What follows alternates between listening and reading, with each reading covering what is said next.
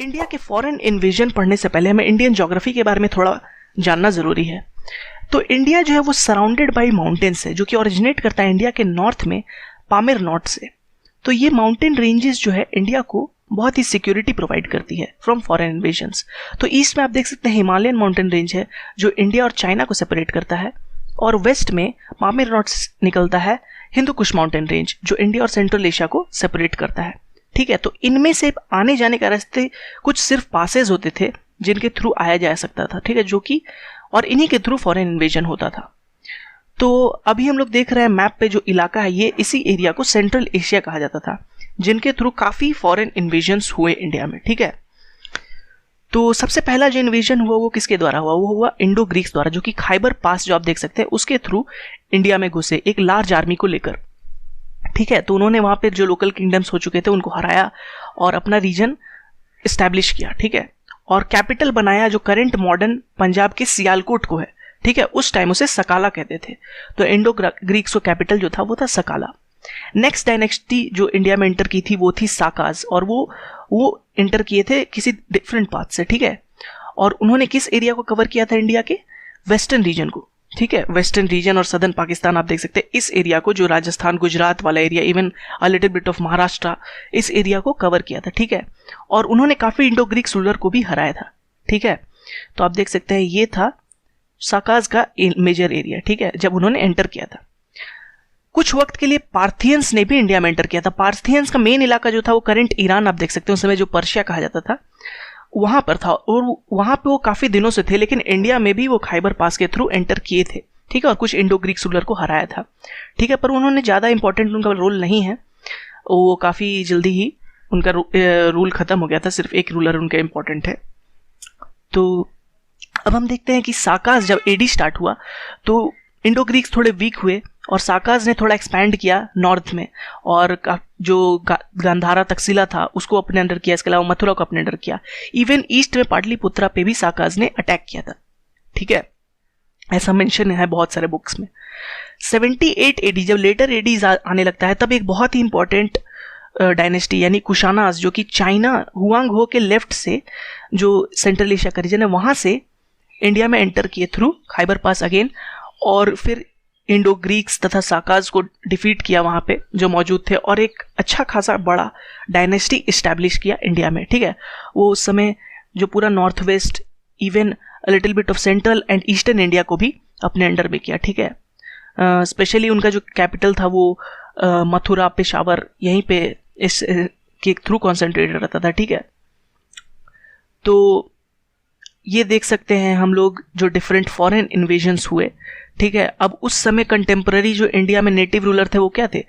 AD की अगर बात करें तो सतवाहनास थे। ठीक है, और सतवाहनास का जो डेफिनेटली स्ट्रगल होगा ही विथ किसके साथ? साकाज के साथ, क्योंकि आप देख सकते हैं यहाँ पे बाउंड्री मैच खाती है, तो यहाँ पे काफी स्ट्रगल होता था बिटवीन साकाज एंड सतवाहनास। ठीक है, और सतवाहनास के एक बहुत ही इंपॉर्टेंट रूलर गौतमी पुत्र सतकर्णी ने काफी डिफीट किया था साकाज को। ठीक है, और एक तरह से वो डिक्लाइन कर दिया था साकाज के रूल को। तो यही हम लोग मेनली फोकस करेंगे। आप एक तरह से बेसिकली समझ गए होंगे कि कैसे कैसे इंडिया में एंटर किया फॉरेन रूलर्सों ने।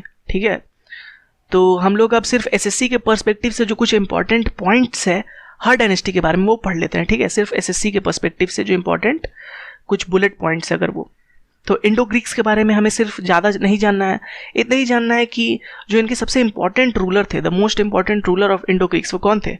वो थे मिलिंदा, या फिर जिन्हें मिनांडर भी कहते थे। ठीक है, तो मिनांडर या फिर मिलिंदा, ये थे most important ruler of Indo Greeks. अगर क्वेश्चन आता है ऐसा कि मोस्ट इंपॉर्टेंट रूलर कौन थे, तो वो थे मिलिंदा। ठीक है, और ये कन्वर्ट हो गए थे बुद्धिज्म में, और किसके अंडर कन्वर्ट हुए थे? अंडर नागासेना, ये इनके गुरु थे जिनके अंडर में इन्होंने बुद्धिज्म में कन्वर्ट किया था। ठीक है, तो इंडो ग्रीक्स के बारे में एक और सेकंड इंपॉर्टेंट पॉइंट जो कि काफी बार आता है एसएससी सीजीएल में। ठीक है, और वो है कि who were the first to introduce gold coins in India? तो उसका आंसर होगा Indo Greeks. Indo Greeks first ऐसे डायनेस्टी थी जिन्होंने गोल्ड कॉइन्स इशू की। ठीक है, तो अगर क्वेश्चन आता है who were the first to issue gold coins, तो होगा इंडो ग्रीक्स।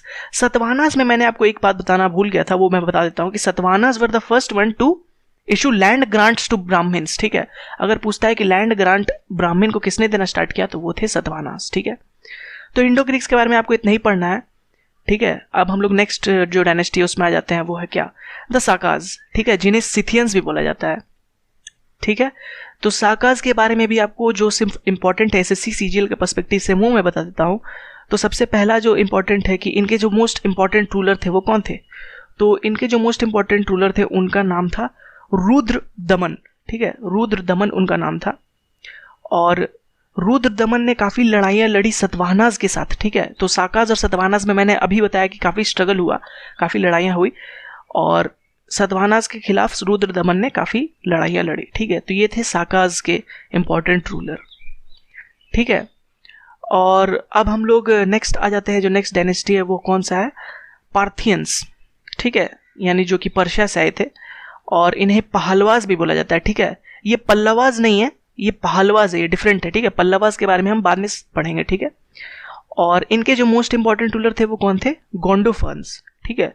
तो गोंडोफर्न्स आपको याद रखना है, ये इनके मोस्ट इंपॉर्टेंट रूलर थे। इसके अलावा पार्थियंस के बारे में आपको ज़्यादा नहीं जानना है, ठीक है।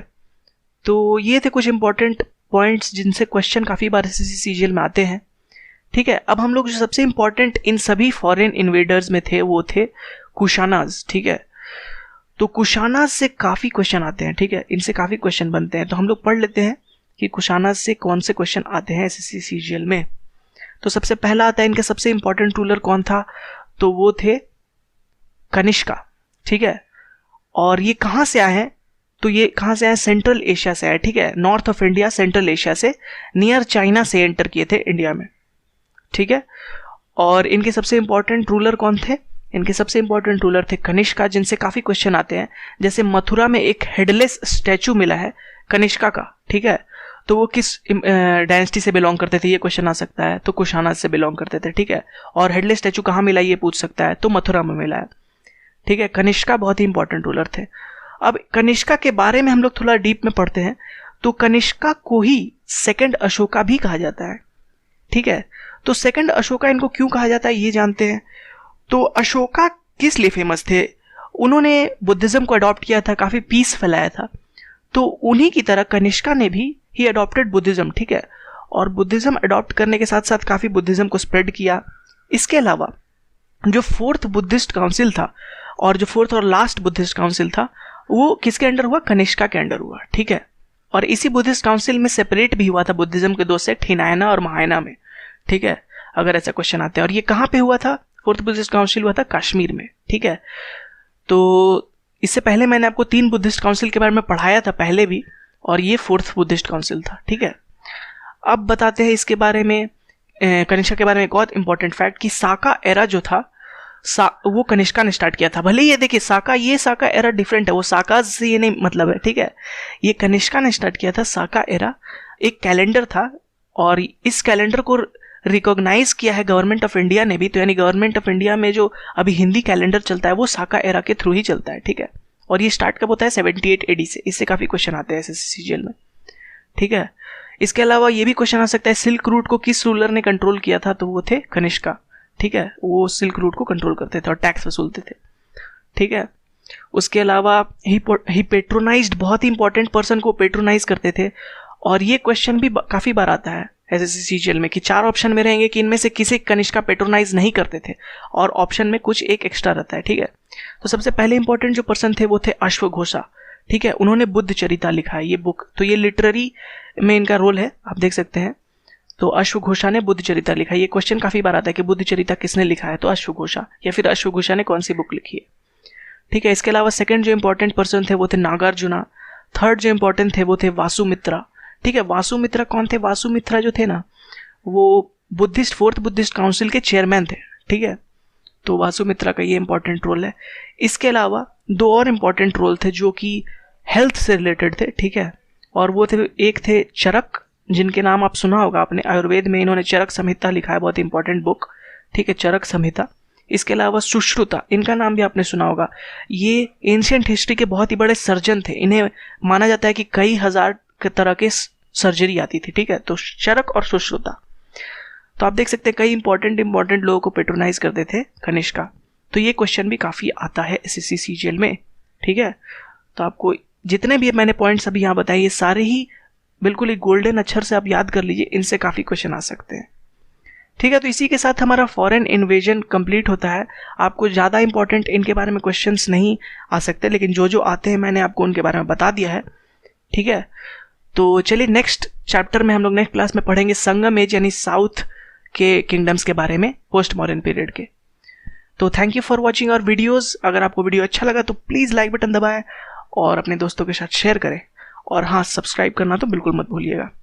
And thank you again for watching.